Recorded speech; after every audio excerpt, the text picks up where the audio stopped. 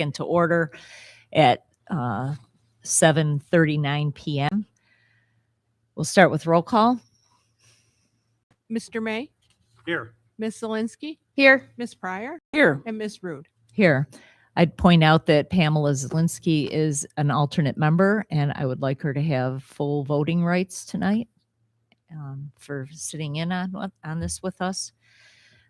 Begin with the Pledge of Allegiance. Pledge allegiance to the flag of the United States of America and to the republic for which it stands, one nation, under God, indivisible, with liberty and justice for all. Almost 250 years old. Thank you very much. And I'm going to ask Ms. Pryor to read our ZBA responsibility because we have two choices, area variance and the use variance, and they're very different. And I always like to have her read this for us so that we know the difference and what we're able and not able to do.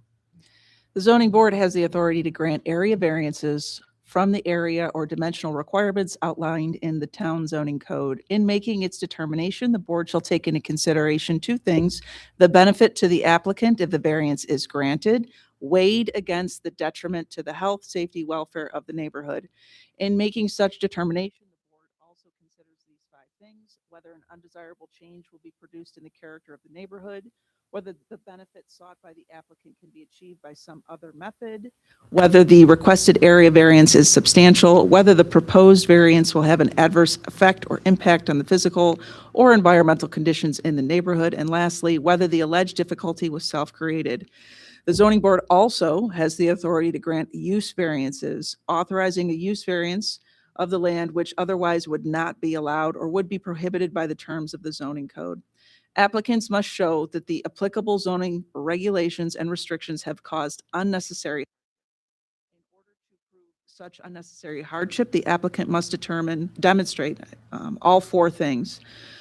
Under the applicable zoning regulations, the applicant is deprived of all reasonable economic use or benefit from the property, from the land. The alleged hardship relating to the property in question is unique, does not apply to substantial portions of the district or neighborhood. The requested use variance, if granted, will not alter the essential character of the neighborhood. And lastly, the alleged hardship has not been self-created. All four of those things must be made clear to the board in order for a use variance to be granted. All right, thank you. Our first petition, 656, is off the agenda tonight.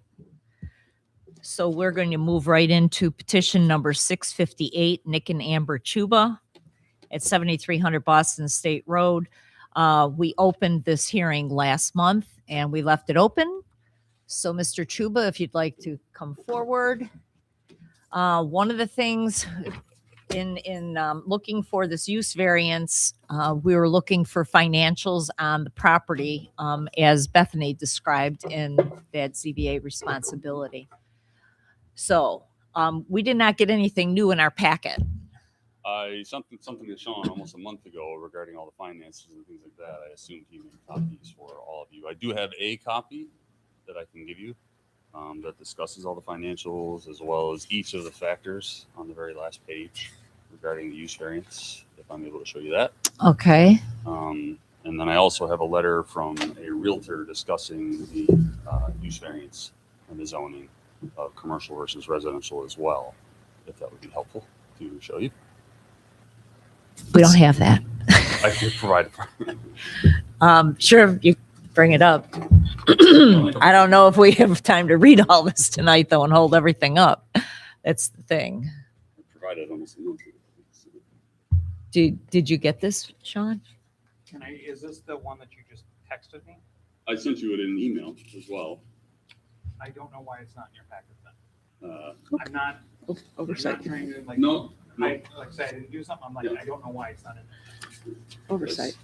Would you like me to make copies for everybody? I don't, it looks like it's 4 or 5 pages. I'm Yeah. not sure we can Yeah. read I it. sent it on June 11th. Yeah. Which was several days after the meeting. Why don't you leave this with Margaret? We honestly, we don't have time to go through it tonight here. So I can push again to a whole nother month. I mean, I can briefly go over them if it would be helpful regarding all of it. It's a lot to digest. I'll be honest. I mean, if it's helpful, I didn't know if it would be to look at just those last couple of pages that goes over the factors. Just a brief overview of it all. I don't know if that'd be helpful to get through that a little bit quicker. See,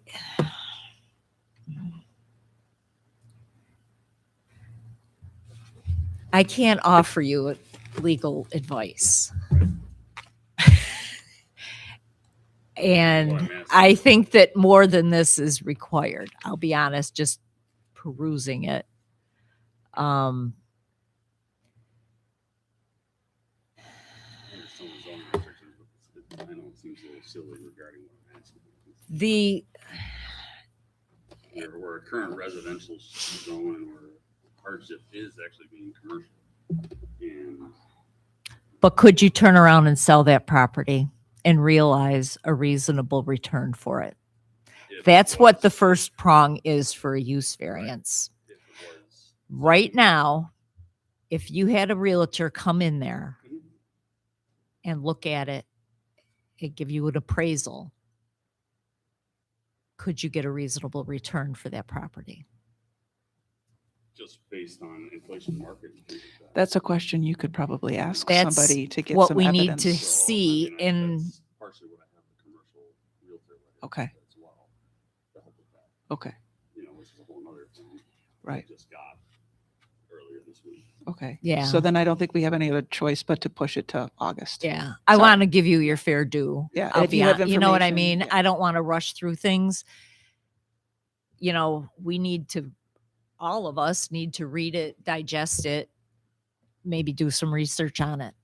I don't want to rush you and I apologize, but we didn't have it. Right.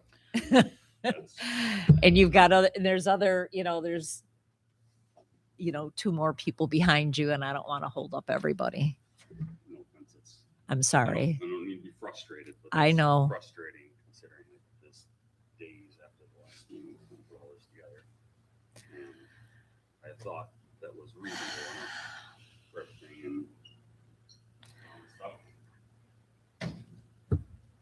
I'm sorry. It's not blame. Yeah, no. anybody. I know. We understand your frustration. It was an unfortunate oversight. I know. And I hate tabling things and it's not tabled, it's left open, but I don't feel like I'm asking for anything unreasonable. For, you're asking for a use permit, I understand. which is but just large. considering where they don't give them out. Like it's very difficult to achieve. I'm just anything that you read in your research. Can you just head back to the microphone so we have us on the record here? Thank you so much. So let me ask you this question. Even going through all this, is it worth my time or should I just be seeking? I can't answer that for you. Yeah. Because the longer I push this back, the harder it is to construct considering weather and all that stuff as well. And trust me, I understand that too. Our hands are very much tied by these four factors. If they are not met fully to the capacity that they need to be, there's no rechance on this either. So we want to give you every opportunity that you can. We can't give you any legal advice or anything. Perhaps that's something you might want to seek on your own. But as we've said, I've been on the board for many, many years, given out 2 use variances. So So based on that, what did they need to show? I mean, I get those 4 factors, but what did they show to you specifically? They brought in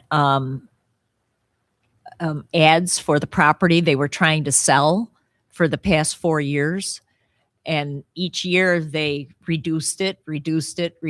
Nobody was interested in it. Nobody wanted to buy the property. They couldn't realize a reasonable return for it.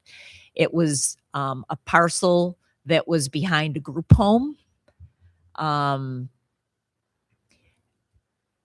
It was a it- weirdly it- shaped it- property it too. was, There was yeah, like a it was ravine like there running was through a it driveway too. running through Yeah, it and something an was- easement and Yeah.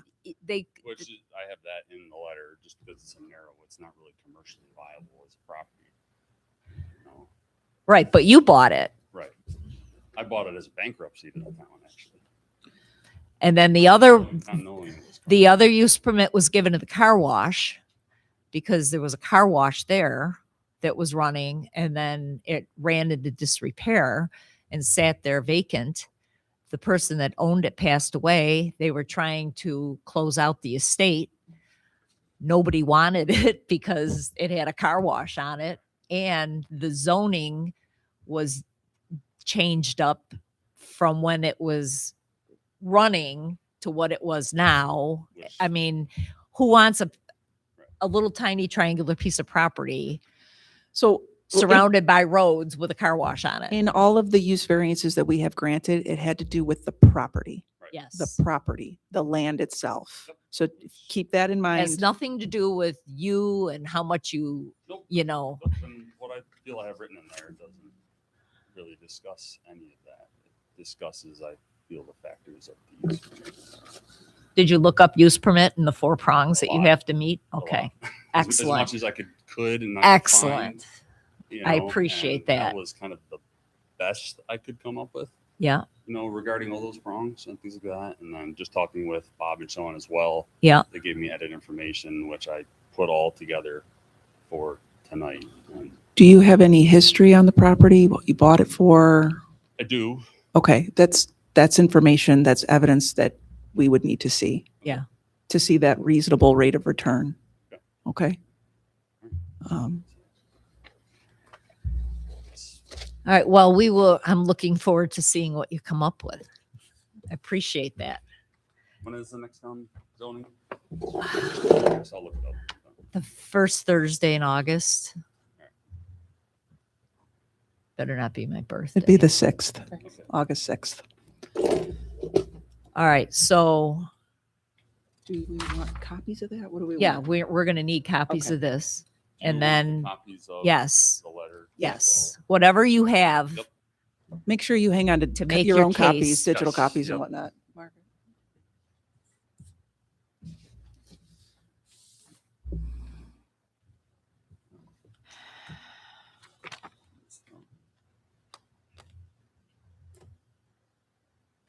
I think there's 6 copies. You can hand Okay. them right to our secretary. Thank you you. so much. Thank you. I appreciate that, Nick. I'm sorry. I hate pushing things out too. All right, I really do. for your time. All right. So we'll leave this open until August. All right. Okay. All right. Moving on. Petition number 660, James Staub, 6970 Liebler, Boston requests an area variance per town of Boston code 123-136B4 to erect a pole barn in violation of maximum square footage allowed per lot size.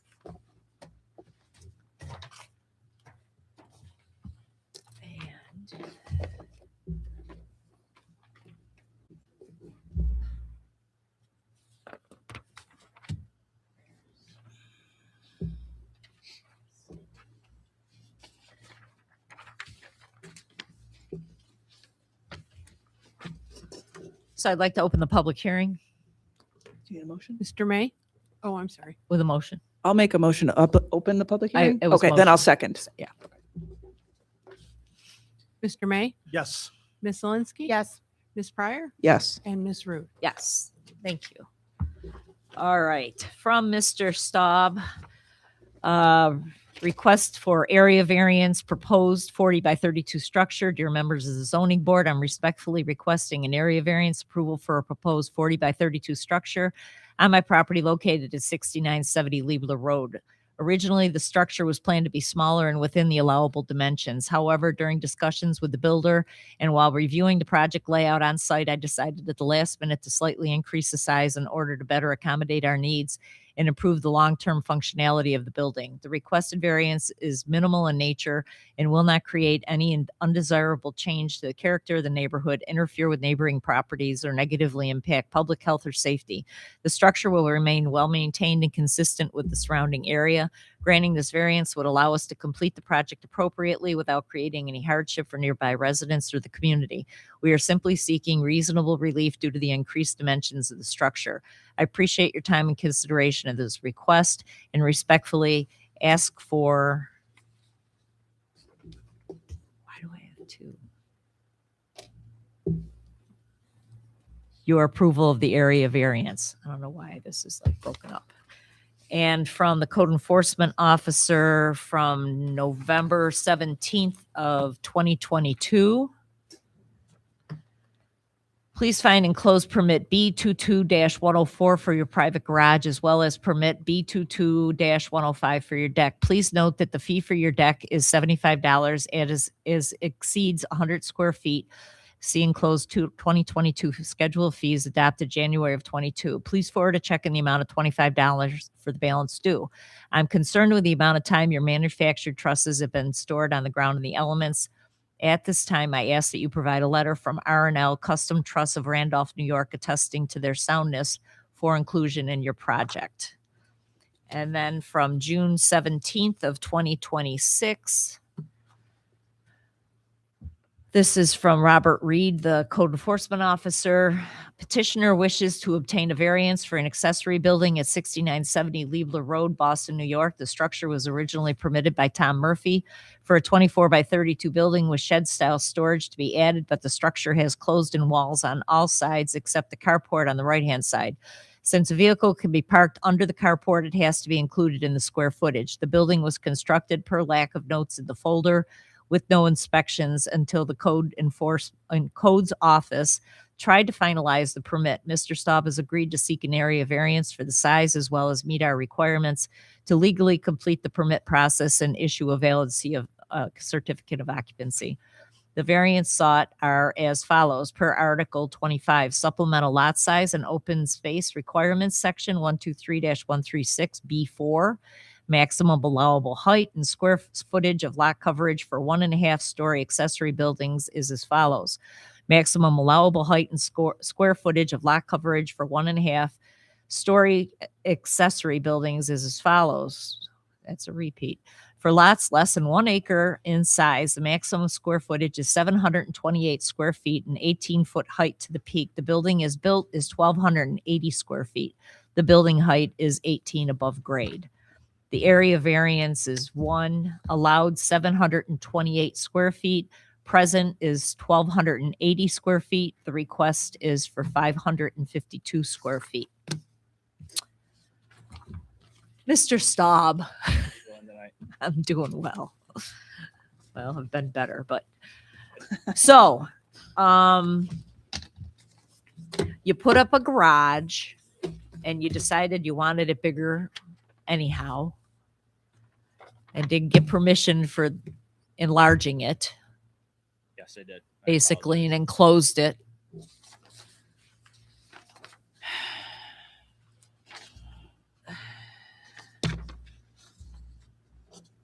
So I think everybody's had a chance to take a look at it. From Sarah Desjardins, our planning consultant, she says regarding petition 660, James Staub is requesting an area variance for a pole barn at 6970 Liebler Road. This action is classified as a type 2 action and therefore is not subject to review under seeker.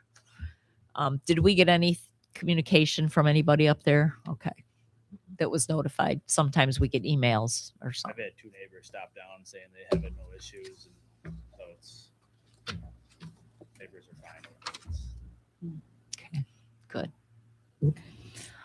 Kind of, I shouldn't say that. So, anybody else have any questions for Mr. Staub? I have to say this.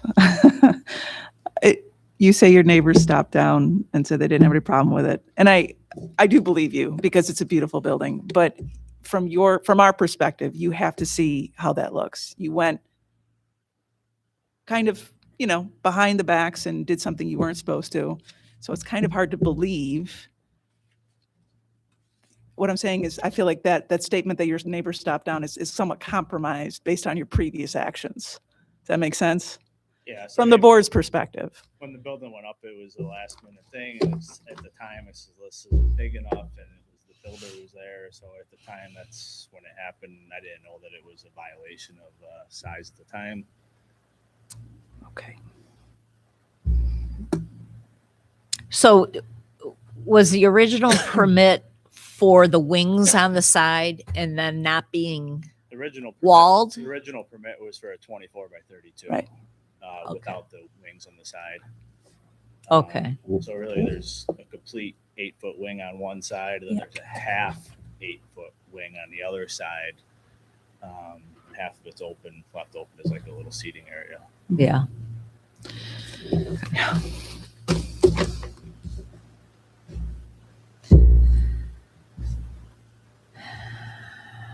So the wings weren't on the original application though, were they? They weren't at the time when the builder was there, and I was looking at it. I says, "Wow!" I says, "I can only fit my truck and the wife's car in there." I says, "Where's the kids' toys going, and where's the tractor going?" And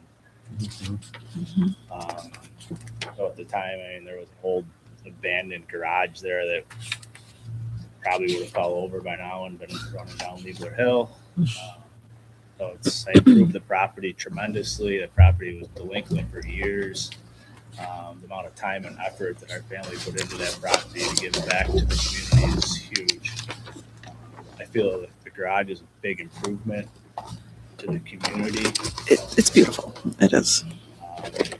I The don't, property was delinquent for 10 years with nobody living in it.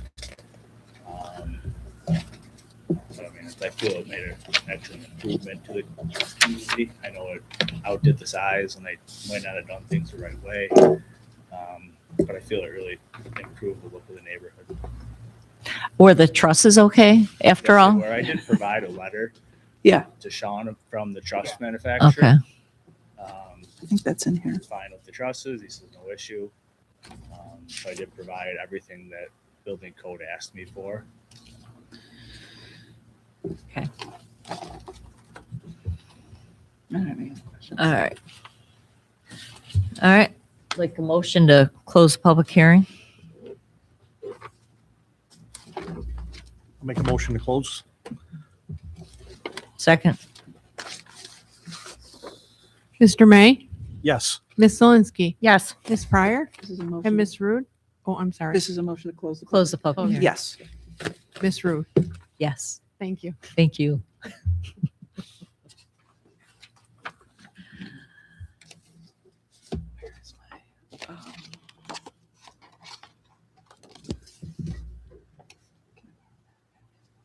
You don't have one?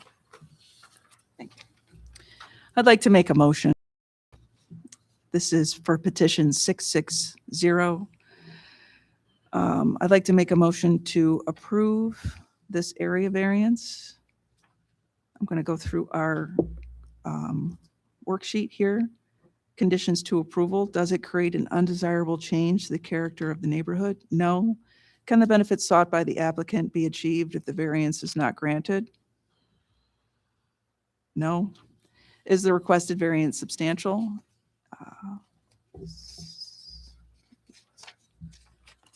700. Yes, let's say yes.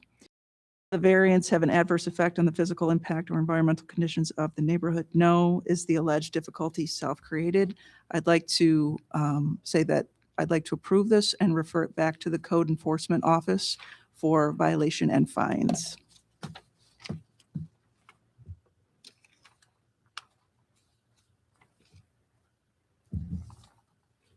A second. Mr. May, Yes. Ms. Zelinski, Yes. Ms. Pryor, Yes. and Ms. Rude. Yes. Okay. There you go. You'll see Sean about that. Okay? An hour later, or is that something we do down the road? Yeah. Do I have to hang out here, or is this something we can do next week, or? You could stop in his office.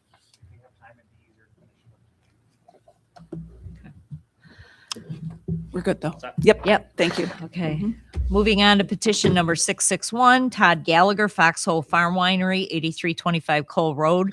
Colden requests a use variance per Town of Boston Code 123-78A5 to allow a use as a tavern eating and drinking establishment, and an area variance per Town of Boston Code 123-136B4 for size and height for a 2 detached accessory buildings in violation of maximum square footage and height allowed per lot size.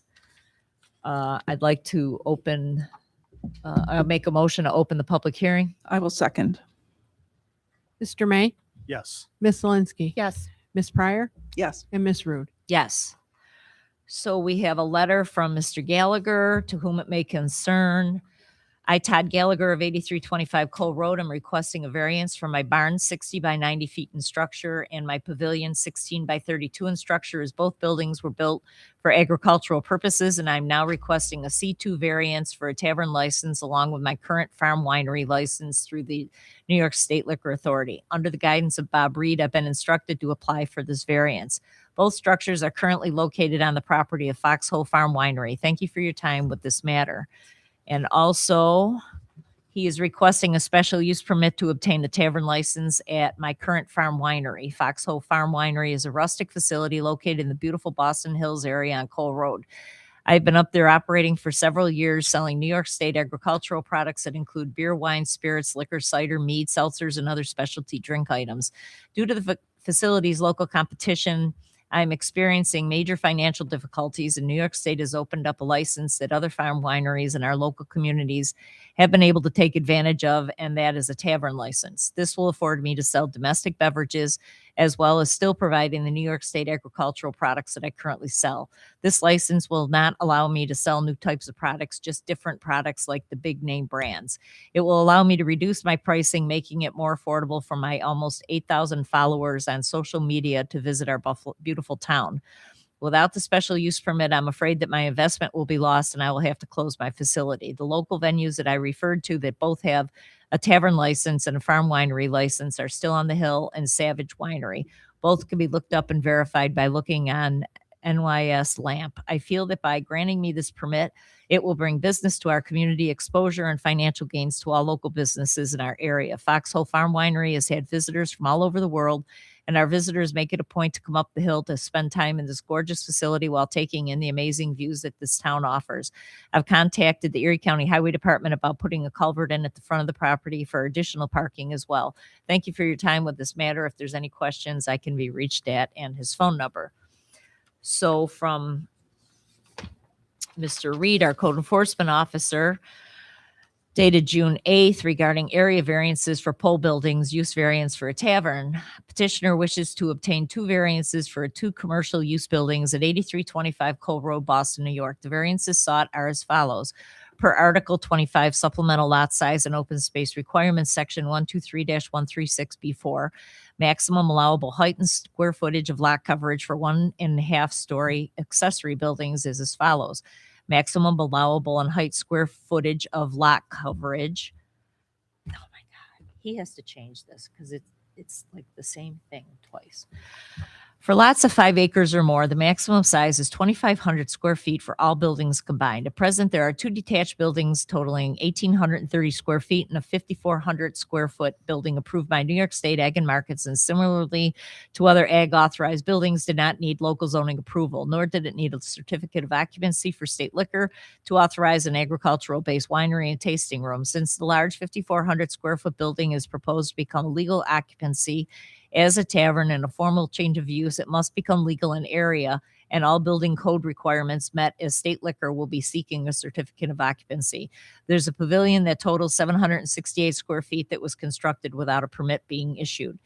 So area variance allowed is 2,500 square feet. Presently, it's 7,998 square feet. The request is for 5,488 square feet. The use variance, Article 14C-2, General Commercial District A5, eating or drinking establishments, provided, however, that no live entertainment shall be permitted except by special permit. The property is presently zoned as residential agriculture, and the present use as a small farm winery is permitted under New York State Ag and Market rules, which where an eating and drinking establishment is not. All buildings are set back from the road if the variances are granted. Since the tavern will be a commercial use, this must then be referred to the town planning board for their approval of the site layout. And from Sarah Desjardins, we have regarding petition number 661, Todd Gallagher is requesting a use variance and an area variance to allow an eating and drinking establishment at 8,325 Cole Road. The area variance is classified as a type 2 action and therefore is not subject to review under seeker. However, the use variance is a type 1 action and therefore, if it is granted, a seeker negative declaration must be issued by the Board of Zoning Appeals before approval is granted. Respectfully submitted, Sarah Desjardins, our planning consultant. All right. So,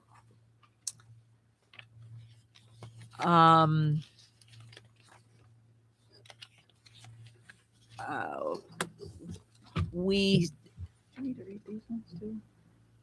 Bill? I can read them too. I don't know. We also have from a former code enforcement officer dated June 21st, 2018. Dear Mr. Gallagher, this letter shall serve as verification that a farm winery is permitted use in the RA Residential Agricultural Zoning District in the Erie County Agricultural District that you are located in. And also from April 11th, 2018, from Bill Ferguson, the former code enforcement officer. This letter shall serve as verification that the proposed poultry slaughterhouse is a permitted use in the RA Agricultural Zoning District that you are located in. Section 123-48 A3 permitted uses and structures states agricultural, floricultural, and horticultural pursuits, including but not limited to general farms, greenhouses, plant nurseries, dairy husbandry, animal husbandry, and poultry and livestock, together with all customary buildings and other structures necessary for the production and storage of the products of such pursuits. So you gave us some financials for your business. But that's not what we're looking for. With a use variance, again, as we were explaining to Mr. Chuba, we're looking for proof that you would not be able to sell your property for a reasonable return right now as it stands. Okay. The way that it is. That's the sort of financials that we're looking for, be it from realtors, appraisers, anyone that can prove that you would not be able to get a reasonable return for it. As we explained to Mr. Chuba, use permits are very difficult to get. And sometimes an attorney is probably the best thing that you could do to move forward with your projects. I'm not an attorney. And I know that there's one thing that was included in this packet from the State Liquor Authority, Advisory 2022-15. And it talks about the C of O being necessary for operating a business. And I know that you pulled things up when we were at your place when I stopped for the site review earlier. Yes, ma'am. On your phone, that I didn't get a chance to read or anything, but I think that in light of all this, I think a little bit more work has to be done on the application. I have a few things that I have through New York State ABC law and also New York State Ag and Market law that maybe can be documented in front of the town, if that's okay. In New York State, you do not need to change your underlying agricultural designation under New York State Alcoholic Beverage Control ABC Law 76-A, subparagraph 4. Farm wineries are legally permitted to operate a restaurant, tavern, or food establishment in or adjacent to their licensed production premises. Because a tavern operated directly by a farm winery is considered a built-in privilege of your existing license, you do not need to abandon your farm classification. That is right on the ABC, New York State ABC law. under 76-A subparagraph 4. Okay, can you tell me that number Seven- again? 70. Okay. It's ABC law Yeah, 76-A subparagraph 4. Under the section 305A of the agricultural districts law, which is our ag and markets, which protects our farms. Yeah. It says on-farm marketing activities like tastings and accessory tavern sales are protected as a valid farm operation. Now, I understand what you're talking about with a certificate of occupancy, and I am ready, willing, and able to go through that process with the town. I would also like, would like to be able to proceed forward to apply for the tavern license based on the information I just provided. It is a long process, obviously. It takes time, as well as a CO does as well. But I feel as though the agro-tourism that I bring into the town of Boston is extremely beneficial to our town and our community, and as well as other local businesses. Like I stated in my letter, I have over 8,000 followers on social media. I've had people from all over the world come up and visit the winery. It's a beautiful facility. We have people up there all the time. I don't feel like it's detrimental to anybody. If it was, there would be neighbors here complaining or trying to stop this process. That's all I have to say. I can't give you permission to, put in any application. If you want to start working on it, I mean, that's on you. I can't give you permission for anything tonight. I have to look these things up. I'm like more of a visual person, I'll be honest. It would be helpful if you printed those things off and submitted them to us. And so we're not having to. I have submitted another, there's a 30-day notification before you, I've already done one 30-day notification, and that was through New York's or SLA Solutions, contractor that helps businesses get their liquor licenses. I was not denied an application process through the town of Boston. I was told through SLA Solutions that I could move forward, but I don't want to step on anybody's toes here. I want to make sure that I'm not going to get myself jammed up with the town. I want to make sure that I'm okay here before I proceed forward. It's an expensive process. I don't want to start it and lose, Right. and lose more investment. Well, you have to work with the code enforcement office on that. Correct, I did. That's That not was- our realm. That is who the letter was sent to, Bob Okay. Reed. Yeah. I never received anything personally. SLA Solutions never received anything. I had that in writing. I have a verification of it. I have the tracking for the certified letters. Mhm. Nothing was responded. The town had 30 days to do it. The letter was sent on May 1st and nothing was responded.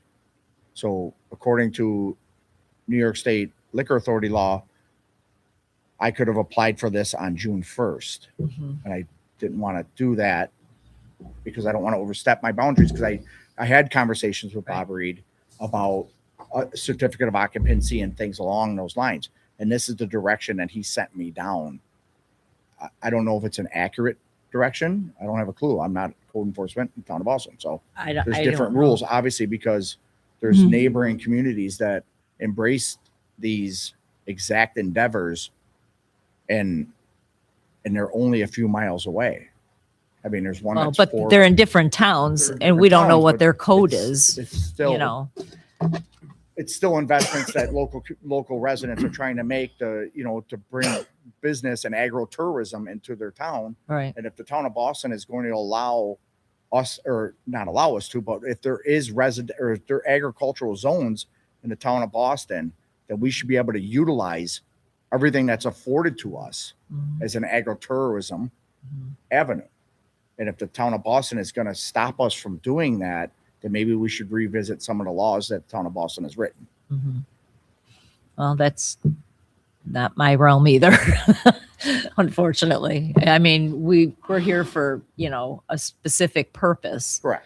But like I said, we're working off of what we've been given. And I'm working off of what I was directed by a town employee Right. on a road that hopefully would have, helped me achieve what I was trying to accomplish. And I'm sure he has the best intentions. And if it's not the correct path, then I would like to know what the correct path is. Because if the town of Boston has laws that's going to stop me from expanding my agritourism business, I don't feel like that's correct, that the town should be able to do that, because we're in a New York State certified agricultural zone up there. Right. Is Uh. is it ag or is it RA? Why am I? It's RA, but it's still agricultural. Okay. Mhm. Residential I'm agricultural. sorry. Yes, it's residential agricultural, but on the New York State agricultural map, it Yeah, is. it's in an it ag is on zone. an agricultural Okay. So zone. they have Oh, special, right. They get special. So I had to I go get it. down, when I did this. Yeah. I had to go down to East Aurora to the New York State Department of Ag and Markets, and I had to get the proper soil clarifications and everything for crop growth and livestock, and what was going to be compatible to that area, or what the substrate of the property was. Understood. So Understood.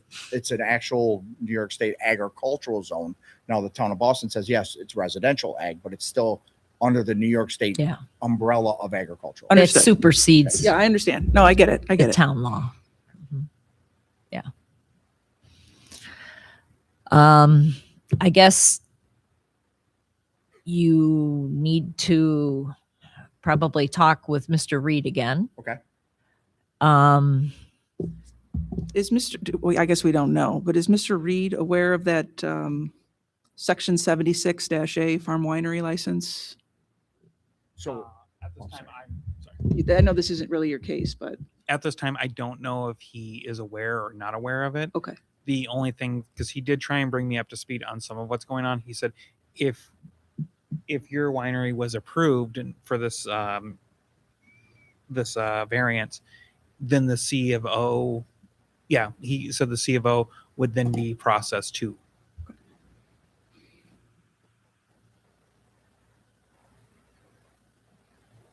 The certificate of occupancy is hinging on changing or getting The the use license? Well, variance. part of it is he doesn't have a valid C of O.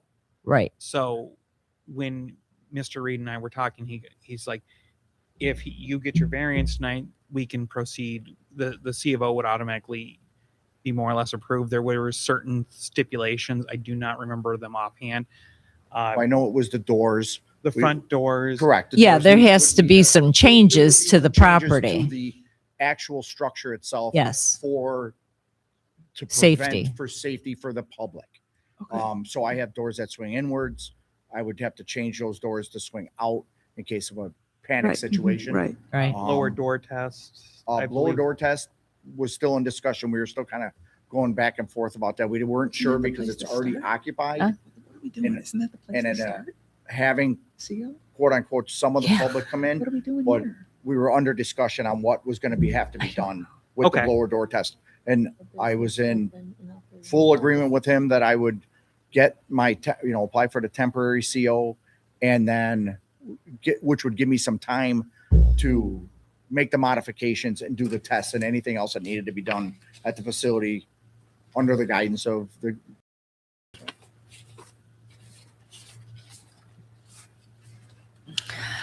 And I mean, is there other types of things that will change? Like if you're serving food now, No, ma'am. So the tavern license has the tavern license that I'm going for is a food prep area. It's all non-greasable items. It'd be salads, already pre-made sandwiches, things that are microwavable. It would not be food prep on site. Other than I also have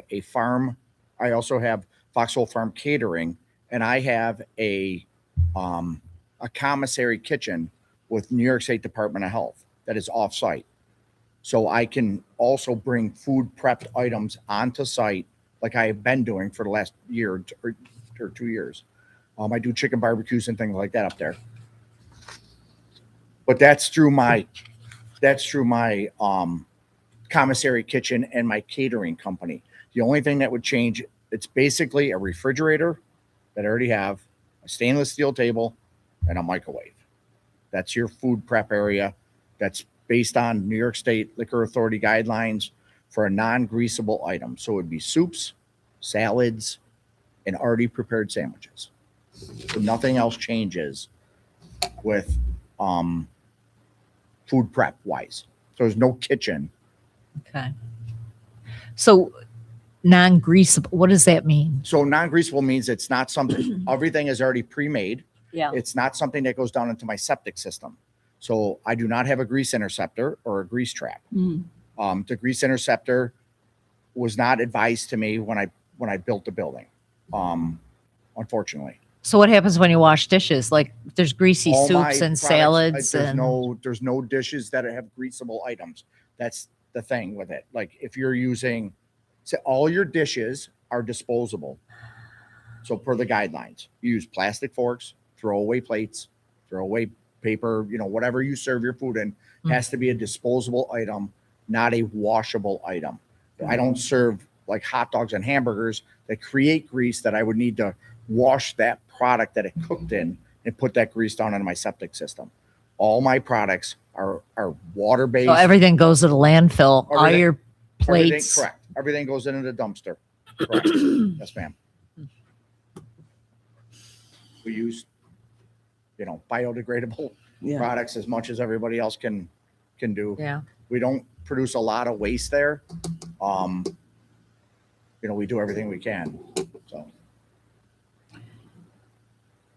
Okay. I have a very small dumpster there that probably is half full at best. So I think more conversation has to be had with the code enforcement office. Bob Reed, definitely. I'm kind of at a loss. I don't know what else. Yeah, I agree. it's a very unique situation. I know the town of Boston has never dealt with somebody that has a liquor license Mhm. in a different area that's not Not zone commercial, C1 or C2. right. Right. Right. So all of the rules and laws here in the town Yeah. of Boston regulate liquor licenses and businesses and commercial entities Right. to a C1 or C2 district. Right. But your agriculture. But I'm agricultural and I have this, and now I know that I'm expanding on it, and I feel like we could all grow together here and make something. These rules or laws that are in place should be addressed because the times are changing, and other towns are allowing these activities to happen, and the town of Boston currently is not, and that's unfortunate because we have a beautiful area. I have a beautiful spot. I have a beautiful view. It'd be nice to share it more, and I'm being handcuffed a little bit. Mhm. So Well, I would say, we leave, excuse me, the public hearing open until August for that meeting. You get together with Bob Reed, Okay. hammer this stuff out and figure out what it is that you need, bring documents, I guess, to show him if necessary. everything was, I've submitted a bunch of stuff to him. I've Okay. actually reapplied for the tavern license through the 30-day notification. Yeah. That's required from the New York State Liquor Authority. Like I said, I just didn't want to get jammed up here. Yeah. I don't want to be paying fines for doing something I'm not supposed to be doing. Right. So I did state under the guidelines of the ABC law. Mhm. I believe I'm not sure if I stated the ag and market law, the 305-A, but under just the ABC law, it's pretty clear that I'm able to do Yeah. what I'm doing. And unless there's something directly in the town of Boston's bylaws, I don't feel like I should be told I can't.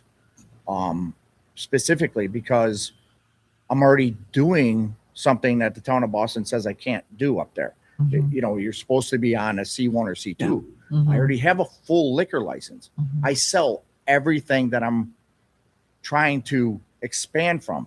I'm just trying to carry domestic things, not just New York.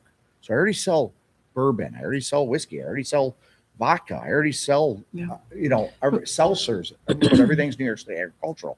I just want to be able to sell Budweiser. I want to be able to sell Jack Daniels or High Noon instead of Hartman's, or with Hartman's. But Mhm, I want to be able to get some more people up there. I mhm. want to expand my business. And this will help me tremendously to be able to achieve that.